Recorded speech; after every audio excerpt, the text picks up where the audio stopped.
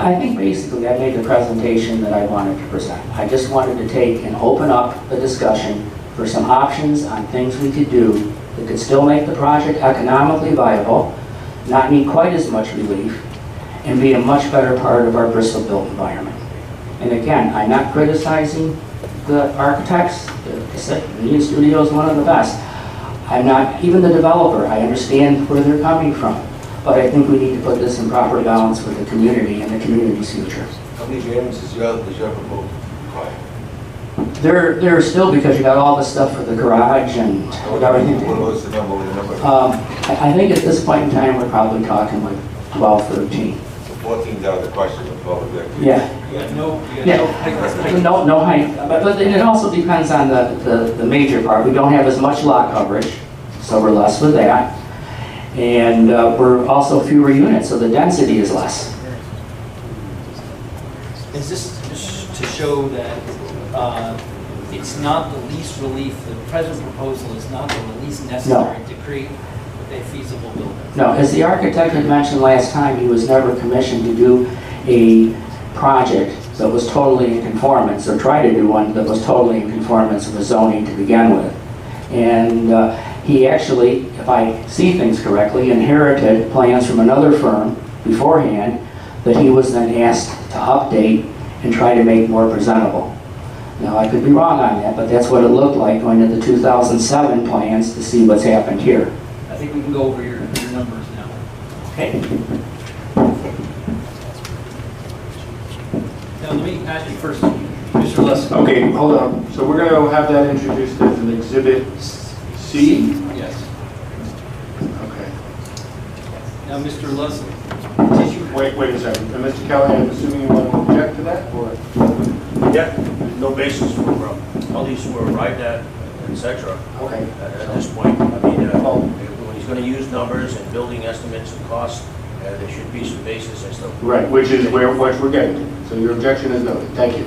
And Mr. Lusk, was there a pro forma that was presented as part of the application that you could look at and see the numbers that the applicant is putting forth? No, I didn't have any of that data. Was there construction costs that were presented to the board as part of the application? No. Okay. So you really were working with very little? I was working with very little, and the numbers I used are numbers that you're likely to experience in the Bristol market for new construction. So why don't you run through your numbers so you can explain that to the board as you go? We used the number of $250 a square foot, which is a decent number. And because, again, we were looking at things conservatively. You know, I certainly am not trying to look at it through rose-colored glasses. Construction is expensive today. There's no doubt about it. And then we looked at the income. This is, again, on it's my first floor and then second and third floors. We looked at the income at $20 a square foot for a 3,000 square foot restaurant. The cost of $750,000 at $250 a square foot. Income $60,000. We looked at the retail commercial space, Yes, $25 a square foot. Very reasonable rate. I'm sure well designed, you'll get more. And at that, we had a cost of $473,500 for an income return of $47,350, which is for a cost of $1,473 in construction costs, $107,350 in income. And then on the second floor, and again, in this concept I did, the second floor, the third floor actually has units that are part of the second floor unit, this second floor loft space on the street in the gables. So we know that the total gross area of the new construction, and again, this doesn't include garage or stuff like that. We use the existing garage that was there. Even though you will see that number up here in a minute. 250 square foot, cost $2,250,000. Third floor, roughly the same. The total residential units, 945 square feet to 1,760 square feet, total 13,585 at $30 an hour return. Income generated, $407,550. For the cost of all of those items of $5,473,500, the income comes out on these numbers at $514,900. Now, parking spaces, they're new. We figured 34 on our current scheme, not counting those shown in tandem. That actually gives you more when you look at it, but we didn't count those. We looked at a cost of, we were using like 40,000 a square foot for a parking spot, and I think that was a number that I heard at the last meeting as well, for $1,360,000 for the parking. It was new, which that, with the new deck, has a total project cost of $683,500. Reuse the deck, again, it's the $5,473,500. So,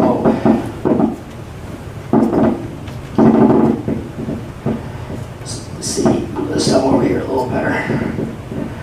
So at any rate, looking at the cost, and then looking at the income, 37% operating expense ratio per Scotty when he had his statement, 5.5%, and you come out to a $5,897,945 indicated value, which actually number-wise for the cost of this is reasonable. This doesn't take into account any grants anybody's getting, any special, deals. This is just numbers, and again, I only based it on what we had in concept.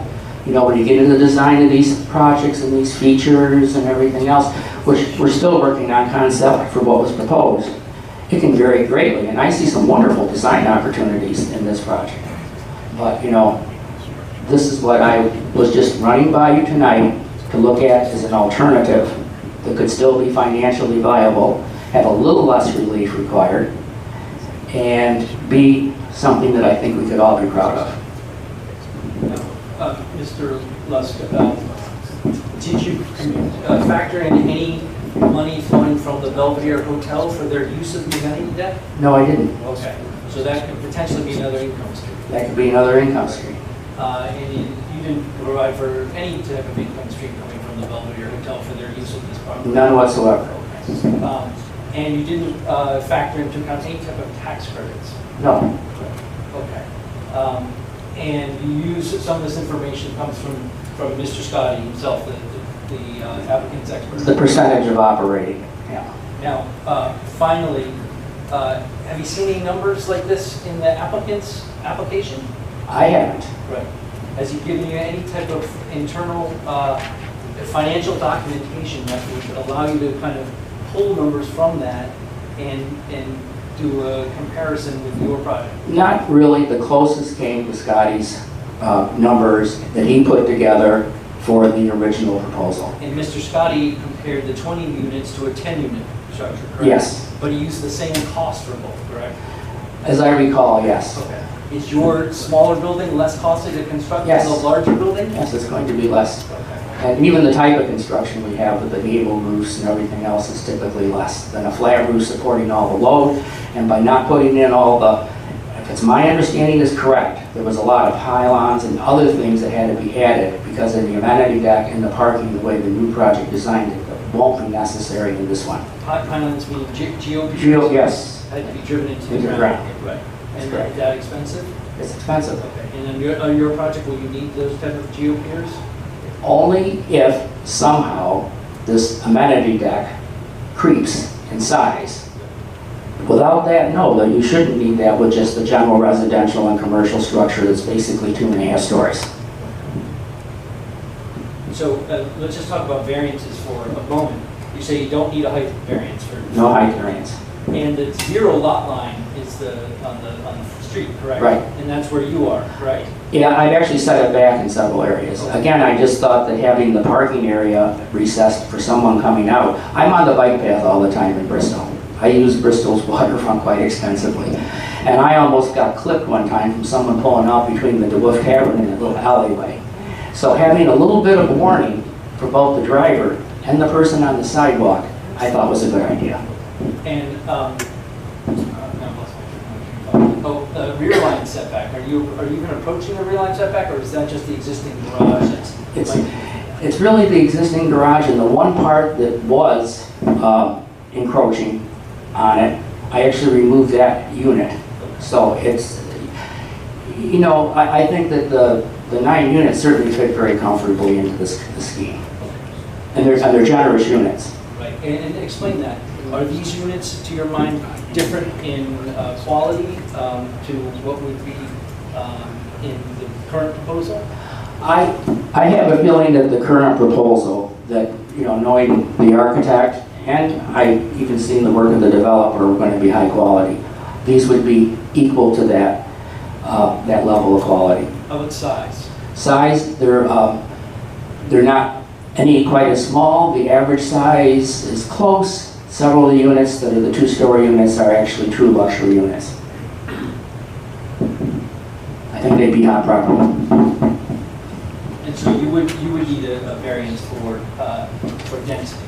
Yeah, what we have is 9 units as opposed to 20, so it's less. Be much closer. Yes, much closer to what is required in zoning for that area and that lot.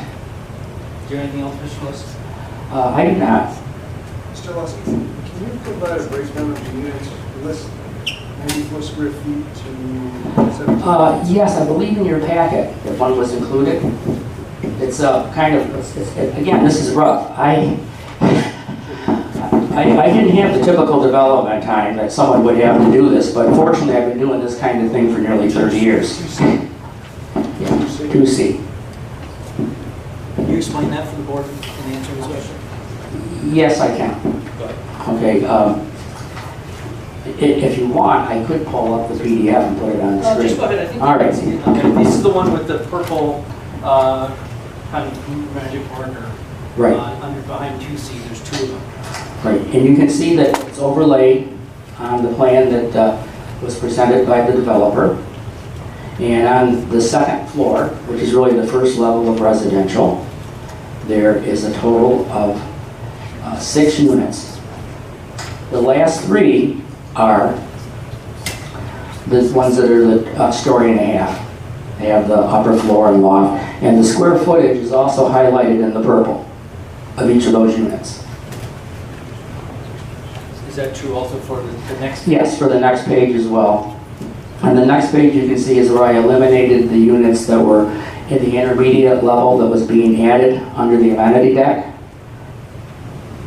And again, the square footages of the units are listed on them, knowing, of course, that the square footage on the 2 stories is for both floors.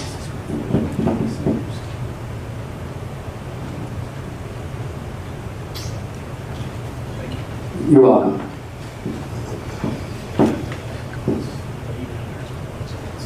Anything else from the board? One question. Yes. Is the old garage structurally safe? I have not seen any engineering reports on it. I know there's cars that are on it most every day, and I haven't seen it collapse.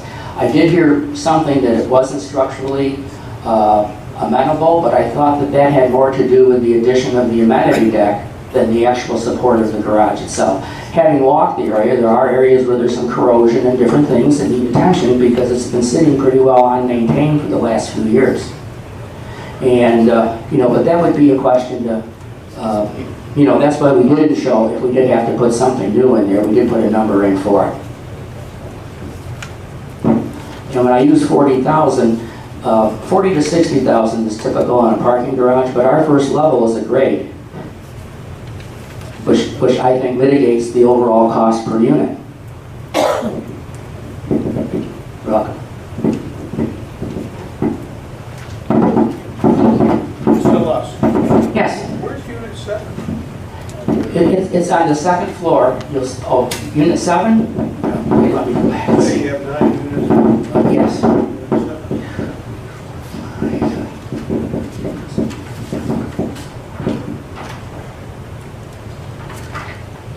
It's 1, 2, 3, 4, 5, 6. 7 is on the second floor. And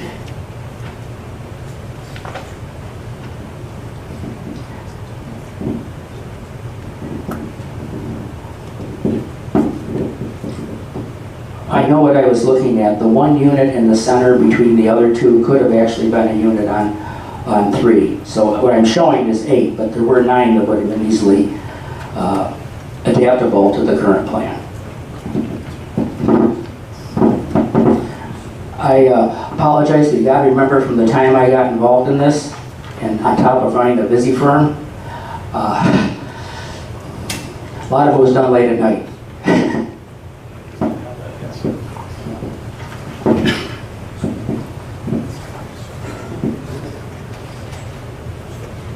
Any more questions?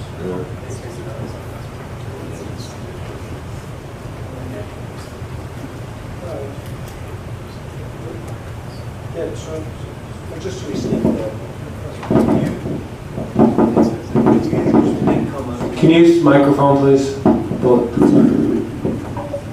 You use an income of $30 per square foot For the residential, for the residential. yes.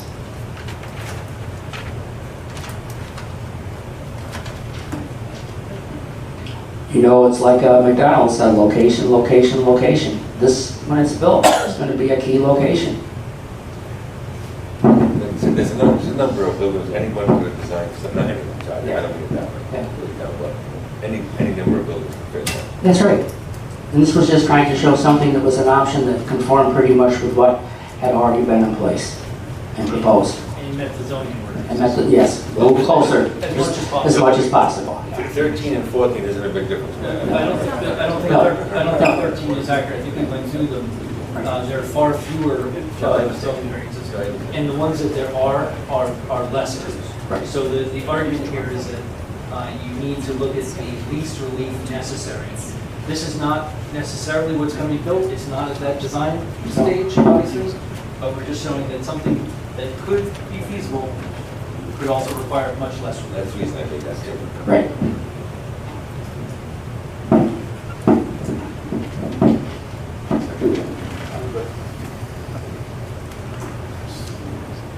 Are there any other questions? You all set? Thank you. Okay, thank you.